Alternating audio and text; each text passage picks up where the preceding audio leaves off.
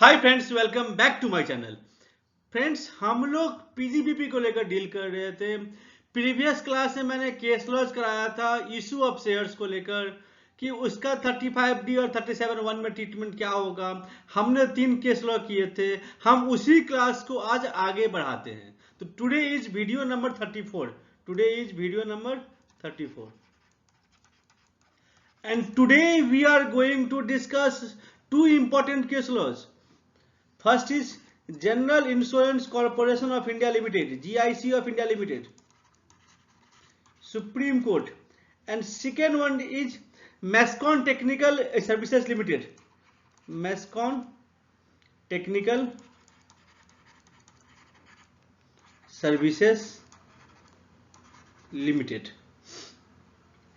ये दोनों केस ही बहुत ही इंपॉर्टेंट है, स्पेशली जीआईसी ऑफ इंडिया। ये बहुत ही इंपॉर्टेंट है और इसमें आपको नया देखने को मिलेगा।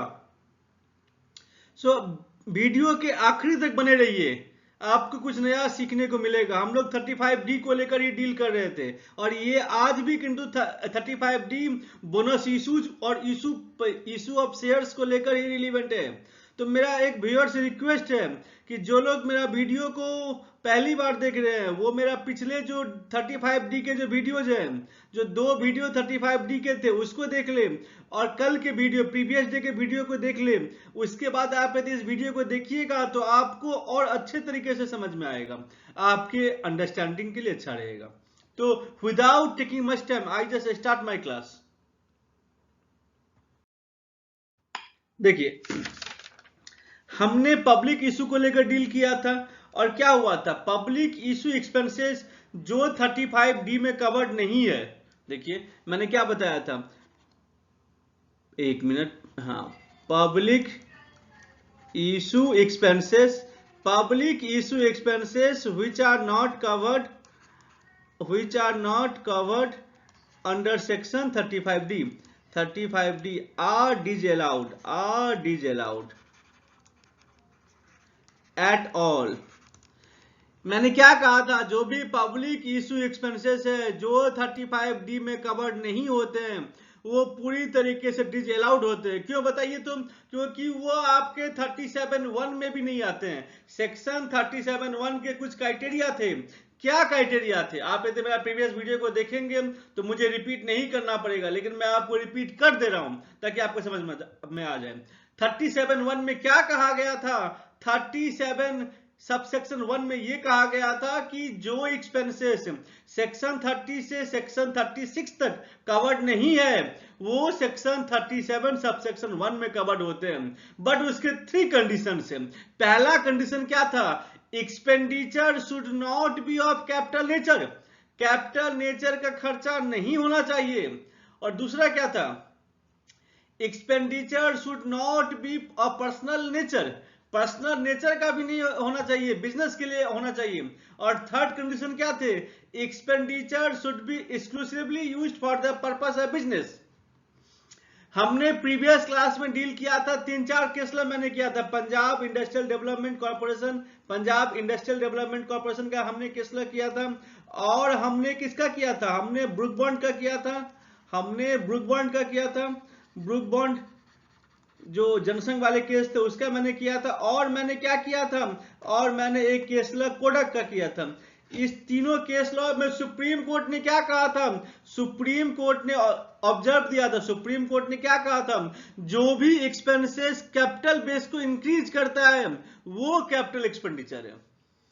सुप्रीम कोर्ट ने क्या कहा था? सुप्रीम कोर्ट ने कहा था कि जो एक्सपेंडिचर कैपिटल बेस को इंक्रीज करता है वो कैपिटल एक्सपेंडिचर है। सिंस वो कैपिटल एक्सपेंडिचर है इसीलिए वो 37(1) के अंदर में कवर्ड नहीं होगा। I think this point is clear. 35D में क्या कवर्ड होते हैं मैंने प्रीवियस वीडियो में कहा था, मैं उसको रिपीट नहीं कर रहा हूं। देखिए आगे देखिए। अब मैंने आपको क्या कहा था कि पब्लिक इशू एक्सपेंसेस जो 35D में कवर्ड नहीं है उसको 37(1) का बेनिफिट नहीं मिलता है। मतलब यदि मैं शॉर्ट में यदि कहूं तो public issue expenses are not covered under section 37 subsection 1 क्यों नहीं कवर है? क्योंकि जो फर्स्ट क्राइटेरिया था कैपिटल इन नेचर, और सुप्रीम कोर्ट ने सेवरल जजमेंट्स में कहा कि जो पब्लिक इशू एक्सपेंसेस होते हैं वो कैपिटल इन नेचर के होते हैं। अब बताइए कि बोनस इशू क्या होता है? बोनस इशू वाले केस में क्या होगा? बोनस इशू में क्या होगा बताइए? क्या लगता है आपको कि बोनस इशू कवर्ड है या नहीं है? बोनस इशू को हम लोग पब्लिक इशू मानेंगे या फिर नहीं मानेंगे? या जो expenses related with bonus issue है उसका 37(1) में बेनिफिट मिलेगा या नहीं मिलेगा? उसे हम कैपिटल नेचर का मानेंगे या रिवेन्यू नेचर का मानेंगे? सोचिए आप लोग और मुझे कमेंट में बताइए, क्या बोनस इशू कवर्ड होता है 37(1) में? बताइए आप लोग मुझे कमेंट में बताइए, क्या बोनस इशू कवर्ड होता है? प्रैक्टिकली यदि मुझसे पूछिएगा तो मैंने जब इस केस लॉ को जब मैंने देखा था तो हमको लगा कि बोनस इशू कवर्ड होगा, हमको लगा कि बोनस इशू कवर्ड होगा। लेकिन सुप्रीम कोर्ट ने क्या कहा? क्योंकि हमें लगा कि बोनस इशू कवर्ड क्यों होगा। देखिए आपको भी लग रहा होगा कि बोनस इशू भी इसके अंदर कवर्ड होगा। क्यों ऐसा लग रहा है कि कवर्ड होगा? ऐसा इसलिए फील हो रहा है मुझको बिकॉज ये क्या है? कैपिटल स्ट्रक्चरिंग है। कैपिटल स्ट्रक्चरिंग है। आप रिजर्व एंड सरप्लस हटा के आप कैपिटल को, इक्विटी से कैपिटल को, और आप इक्विटी, आप जो आपके सब्सक्राइब कैपिटल है, जो आपके पेडअप कैपिटल है, आप उस पेडअप कैपिटल के वैल्यू को इंक्रीज करते हो by the amount of bonus share. समझ में आया? तो मेरे ख्याल से ये कैपिटल स्ट्रक्चर था, कंपनी के डायरेक्टली कैपिटल बेस को इंक्रीज करता है, इसीलिए यह भी कैपिटल एक्सपेंडिचर हुआ। बट मेरा मानना गलत हो गया। सुप्रीम कोर्ट ने SC observed in the case of general insurance corporation of India limited, GIC of India limited के केस में क्या कहा? बोनस इशू के बारे में क्या कहा? बोनस इशू के बारे में कहा कि यह रिवेन्यू नेचर का है। क्यों कहा, कैसे कहा, आपको मैं दिखाता हूं। नॉर्मली क्या होता है, जब कहीं भी बोनस इशू होता है तो आप बुक्स ऑफ अकाउंट्स में क्या एंट्री पास करते हैं? आप बुक्स ऑफ अकाउंट्स में क्या एंट्री पास करते हैं जब कहीं भी बोनस इशू होता है? हम बुक्स ऑफ अकाउंट्स में एंट्री पास करेंगे reserve and surplus account debit to equity share capital. हम क्या करते हैं? मान लीजिए आपके 100 करोड़ के शेयर्स थे और 1:1 का बोनस दिया गया, और आपका रिजर्व एंड, तो क्या होगा? वो 1:1 का बोनस रिजर्व एंड सरप्लस से लेस होगा और आप पे कैपिटल को ऐड कर देगा, सुप्रीम कोर्ट ने क्या कहा? सुप्रीम कोर्ट ने कहा कि बोनस इशू में कोई भी पैसा कंपनी में इन्फ्यूज नहीं हो रहा है, यह मेयरली एक अकाउंटिंग एंट्री है। सुप्रीम कोर्ट ने क्या कहा था? सुप्रीम कोर्ट ने कहा था कि accounting entry does not impact the capital base of the company. Supreme court ने कहा कि there is no fund infusion, कोई भी फंड नहीं आता है, it is merely an accounting entry. Supreme court ने कहा it is merely an accounting entry and accounting entry does not impact capital base of the company। ये company के capital base को इंपैक्ट नहीं करता है, यह सिर्फ एक अकाउंटिंग एंट्री है। सुप्रीम कोर्ट ने कहा कि आपने यदि बोनस इशू किया तो कौन सा फंड आ गया, कौन सा पैसा मिल गया कंपनी को कोई पैसा नहीं मिला। इक्विवेलेंट अमाउंट से रिजर्व एंड सरप्लस कम गया और कैपिटल ऐड हो गया। समझ गए? देखिए आगे सुप्रीम कोर्ट ने क्या कहा था? जो सुप्रीम कोर्ट ने कहा कि कैपिटल कुछ भी पैसा नहीं आया। देखिए एक बार मैं फिर से लिखा देता हूं, आप लोग को लिखा दे रहा हूं। देखिए क्या लिखा है, SC ऑब्जर्व दैट, बहुत इंपॉर्टेंट केस है ये, और ये एग्जामिनर का फेवरेट केस लॉ भी है, SC observed it does not, माने bonus issue does not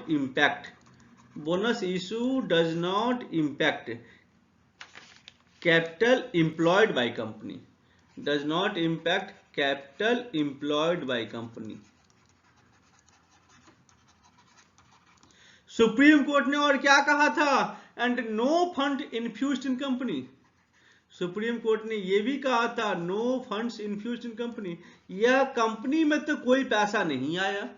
supreme court ने सिंपली कहा कि ये जो बोनस इशू हुआ है उससे कंपनी में तो कोई पैसा आया ही नहीं, यह तो मेयरली एक अकाउंटिंग एंट्री है, यह तो मेयरली एक अकाउंटिंग एंट्री है।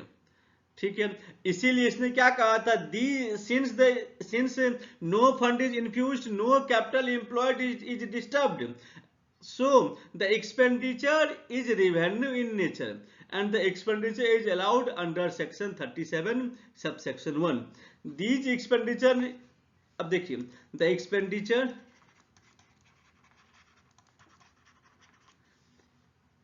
incurred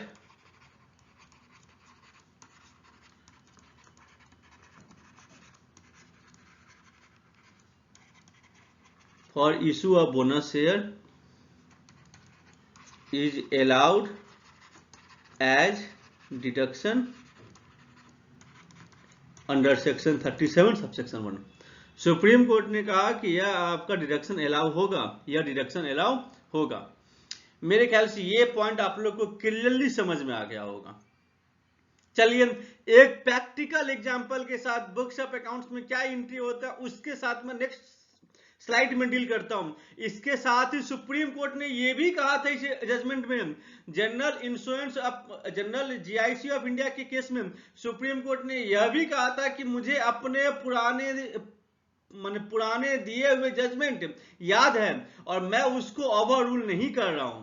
पुराने जजमेंट भी एप्लीकेबल है, जो पंजाब इंडस्ट्रियल डेवलपमेंट कॉर्पोरेशन मैंने दिया गया था या फिर जो अदर जो ब्रुक बॉन्ड ने मैंने दिया था, मुझे वो जजमेंट मुझे याद है और मैं उसको वो कंटिन्यू है। और बोनस इशू में जो दोनों का दोनों अलग केस है, पहले वाले केस में आपका फंड कंपनी में आता है बट बोनस इशू में सिर्फ अकाउंटिंग एंट्री होता है, कोई फंड कंपनी में एक्स्ट्रा इन्फ्यूज नहीं होता है, एक्स्ट्रा पैसा नहीं आता है।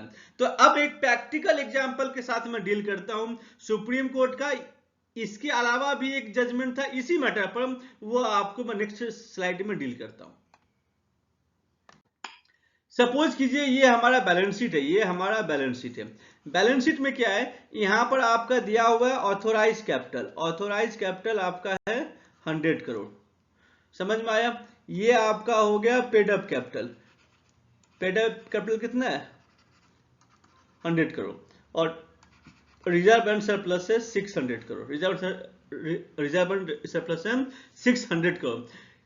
कंपनी ने क्या डिक्लेयर किया, कंपनी ने डिक्लेयर किया bonus issue, declared bonus issue 1:1, bonus issue 1:1। तो क्या हुआ, 1:1 का जब बोनस इशू किया जाएगा तो क्या होगा, तो उस समय केस में क्या होगा, उसमें दो ट्रीटमेंट होंगे। पहला तो ये होगा कि एक बोनस इशू किया गया, लेकिन बोनस इशू आप कैसे कर पाओगे, आपका ऑथोराइज कैपिटल तो मैक्सिमम है। इसके लिए क्या होगा, आपको आरओसी को फीस पे करना पड़ेगा ऑथोराइज कैपिटल को इंक्रीज करने के लिए। ऑथोराइज कैपिटल को इंक्रीज करने के लिए मैंने आपको क्या कहा था, Punjab state industrial development corporation limited में, मैंने इसके प्रीवियस क्लास में जो वीडियो बनाया था उसमें मैंने आपको क्या कहा था कि expenses incurred to increase the authorise capital is a capital in nature is not allowed under section 37 subsection 1 and also not covered in 35D। याद है मैंने कहा था कि टैक्स बोल के आप अपना प्लानिंग अच्छा बड़ा कीजिए और जब बड़ा कंपनी खोलिए तब आप कीजिए, अदरवाइज आप यदि कम पैसा लगा के कम ऑथोराइज कैपिटल से बिजनेस को स्टार्ट करते हैं तो legal expenses for registering a company, legal expenses for registering a company 35D में कवर्ड है, but expenses paid to increase the authorized capital, amount paid to increase the authorized capital is not covered, वो आपका covered नहीं आता है और वो पैसा पूरा पानी में जाएगा। तो सुप्रीम कोर्ट ने जीआईसी ऑफ इंडिया वाले केस में ये भी कहा था, क्या कहा था, पहला तो ये कहा था कि expenditure incurred on bonus issue, expenditure incurred on bonus issue are allowed under section 37(1). ये मैंने आपको पहले ही कहा था। और क्या कहा था कोर्ट ने, सुप्रीम कोर्ट ने ये कहा कि मुझे अपने पुराने वाले जजमेंट याद है, और जो जजमेंट मैंने Punjab state industrial development corporation limited में दिया था, मैं उसी को अफर्म करता हूं, मैं उसी जजमेंट पर अभी भी कायम हूं। कोर्ट ने कहा fees paid to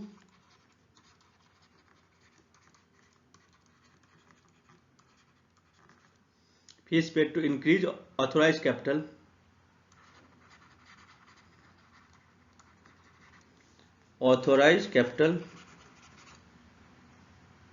is disallowed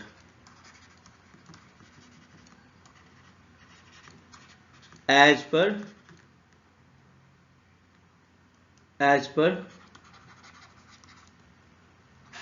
judgment of Punjab state industrial development corporation limited. मेरा एक आप लोग से रिक्वेस्ट है कि काइंडली मेरे पिछले वाला वीडियो भी देख लीजिएगा। आई होप आपको ये केस लॉ अच्छा से समझ में आ गया होगा, आप लोग को ये केस लॉ अच्छा से समझ में आ गया होगा। जीआईसी ऑफ इंडिया बहुत ही इंपॉर्टेंट केस लॉ है, बहुत बार एग्जाम में आया हुआ, एग्जामिनर का ये फेवरेट कंसेप्ट है। एक एडजस्टमेंट रहता है कि expenses incurred on issue of bonus share, एक ऐसा आपका एडजस्टमेंट रहेगा ही, ठीक है।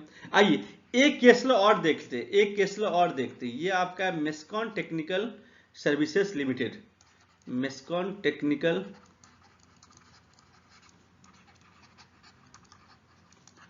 Services limited. बताइए इस केस में क्या हुआ था, एसएससी पब्लिक इशू लेके आ रही है, सब कुछ खर्चा कर चुका है, और एन मौके पर पब्लिक इशू होने से पहले सेबी ने कुछ इंक्वायरी बैठा दिए और सेबी ने पब्लिक इशू को कैंसिल कर दिया। तो क्या हुआ, पब्लिक इशू तो हुआ नहीं, लेकिन इस पब्लिक इशू करने के लिए जो खर्चे किए गए, क्या वो सेक्शन 37(1) के अंदर में कवर्ड होगा, क्या उसका छूट मिलेगा, क्या लगता है आपको? थीम मैंने आपको बोल दिया, मेरे वीडियो को आगे देखने से पहले आप कमेंट में बताइए क्या लगता है आपको, 37(1) में इसका छूट मिलेगा या नहीं मिलेगा, सोच के बताइए। चलिए मैं आपको एक इसका ब्रीफ समरी बोल दे रहा हूं, फिर हम लोग आगे करते हैं। देखिए SSC brings out public issue and incurs expenditure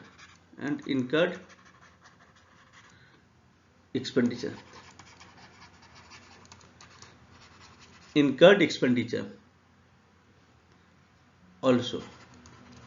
क्या किया, पब्लिक इशू लेके आ। मैं देखिए मैं हमेशा आपको कहता हूं कि लॉ को मैं अपने लैंग्वेज में लिखता हूं, आपके अंडरस्टैंडिंग के लिए। आपको भी सिर्फ समझना है, सिर्फ कंसेप्ट को लेना है, एग्जाम में आप अपने लैंग्वेज में लिखिएगा, ठीक है। मुझे इस बात का उम्मीद है कि जो मेरे जो व्यूअर्स हैं उसके जो लैंग्वेज है वो मुझसे काफी बेटर है, इसीलिए मैं सिर्फ आपको कंसेप्ट दे रहा हूं, आप सिर्फ कंसेप्ट को समझिए और अपने लैंग्वेज में उसको लिखिएगा।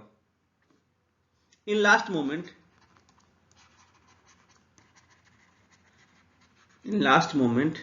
SEBI raised objection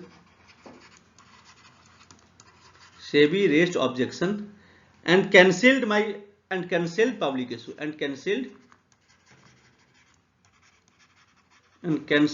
issue देखिए सेबी ने क्या किया था, लास्ट मोमेंट में ऑब्जेक्शन दिया और पब्लिक इशू को कैंसिल कर दिया। अब बताइए, ये तो मैं आपको फैक्ट ऑफ द केस बोल रहा था, इसमें मेन हमारा क्वेश्चन क्या था, क्वेश्चन ये था जो खर्चा किया गया whether expenses incurred as given above are allowed under income tax act. समझ में आया, ये हमारे क्वेश्चंस थे। अब बताइए क्या होगा, कोर्ट ने क्या कहा होगा, कोर्ट सेड नो, कोर्ट ने कहा कि नो, कोर्ट ने कहा खर्चा अलाउ नहीं होगा, इट इज नथिंग, कोर्ट ने क्या कहा, it is nothing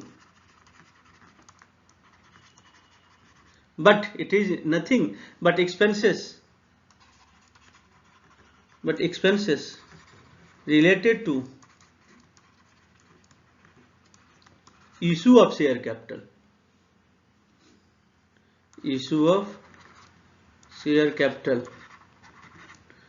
and treated as capital expenditure। मेरे साथ आप लोग भी नोट करते रहिए। तो समझ में आया कोर्ट ने क्या कहा? कोर्ट ने कहा ये जो खर्चा है वो और कुछ नहीं, ये आपका कैपिटल बेस को इंक्रीज करने के लिए खर्चा किया गया था। भले ही मेटेरियलाइज नहीं हुआ, लेकिन उससे एक्सपेंसेस का नेचर चेंज नहीं होता है। एक्सपेंसेस तो कैपिटल नेचर के ही है, and since the expenses is of capital nature, it is not covered under section 37 subsection 1। I hope आप लोग को यह पॉइंट समझ में आया होगा। थैंक यू फ्रेंड्स, आज के लिए इतना ही। आपको यह वीडियो कैसा लगा please write on the comment box. I love to read your comment and give a reply on that. Thank you friends. एक और रिक्वेस्ट है कि काइंडली आप लोग जब कहीं भी मैं केस लॉ को पार्ट 1, पार्ट 2, पार्ट 3, पार्ट 4 इस तरीके से मैं बोलता हूं, तो उसके पहले के जो आपके वीडियो जो आप उसको देख के रखिए, आप लोग अपडेट रहिएगा। मैं हाफ एन आवर का 30 मिनट्स का 40 मिनट्स का वीडियो इसलिए बनाता हूं ताकि कभी भी आप उस वीडियो को देख के आपको वो कंसेप्ट बैठ जाएगा। मैं इजी टू अंडरस्टैंडेबल लैंग्वेज में मैं बनाता हूं। यदि फिर भी आपको कोई डाउट है तो आप मुझे कमेंट कर सकते हैं, मैं आपके कमेंट पर रिप्लाई दूंगा। आप चाहो तो मुझे मेल भी कर सकते हो। My mail ID is mjha.classes.cs.cma@gmail.com। आप चाहो तो मुझे मेल भी कर सकते हो। Thank you friends. तो आज के लिए इतना ही, नेक्स्ट वीडियो में मिलते हैं।